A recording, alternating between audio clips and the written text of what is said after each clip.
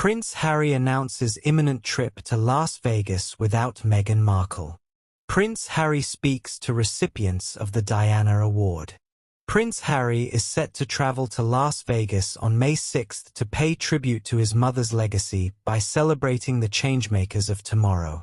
The Duke of Sussex will participate in a conversation at ServiceNow's Knowledge 2025 conference. The event will launch the Diana Awards Pledge to Invest initiative, which is the only charity bearing Princess Diana's name. The Pledge to Invest initiative celebrates future leaders and helps inspire forward-thinking businesses to support their missions. The program aims to connect young changemakers with companies that can provide resources and opportunities.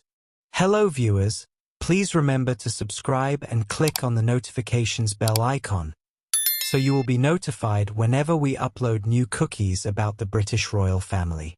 This strategic partnership encourages businesses to make measurable investments in youth leadership development. The initiative recognizes that today's young leaders will become tomorrow's workforce, innovators, and consumers.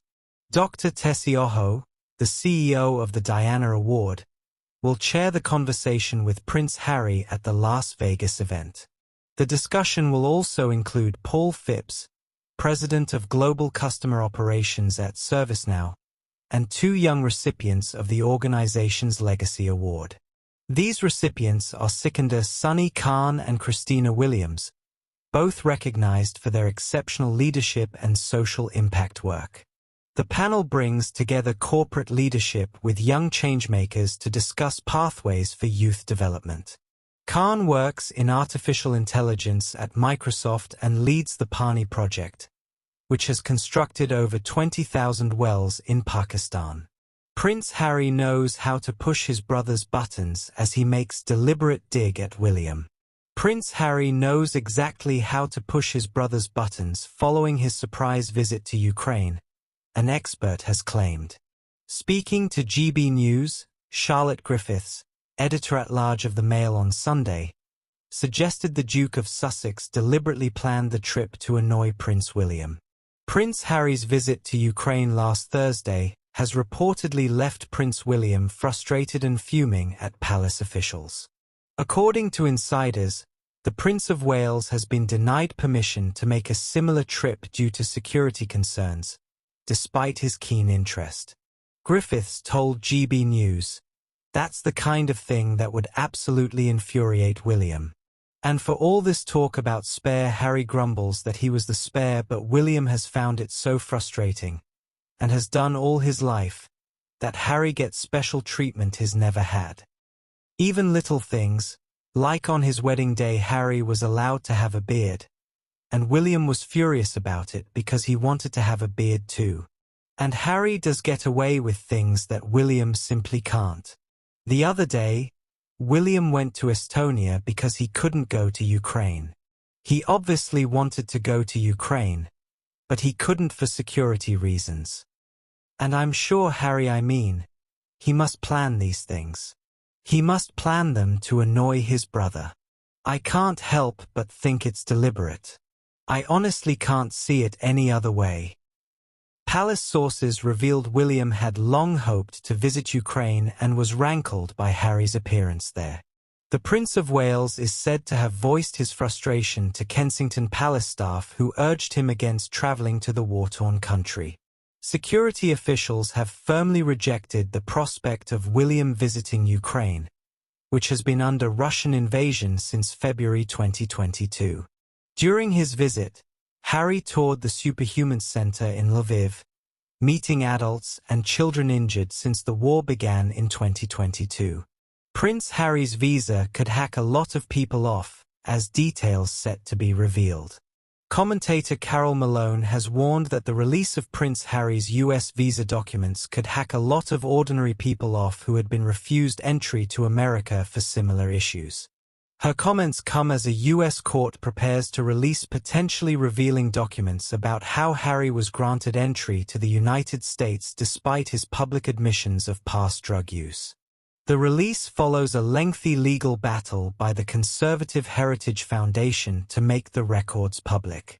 Malone said on GB News, "They used to be very tough on it, and it would hack a lot of ordinary people off who had been refused entry." Patrick Christie's asked, "What do you think? Trump's a wild card.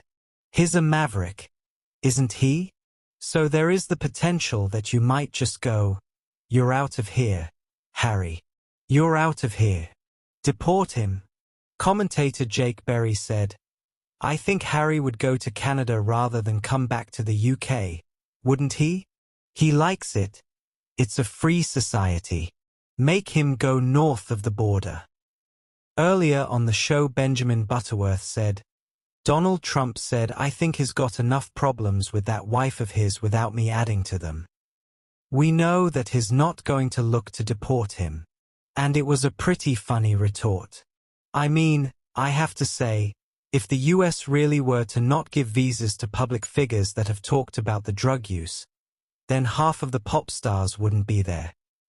Harry Styles sings about doing cocaine in his recent album, and yet he spends a lot of time there. Rod Stewart lives in the US half the time. Even Taylor Swift sings literally about lines in her music. I just think that if they were really implementing this as a country, there'd be a whole host of stars.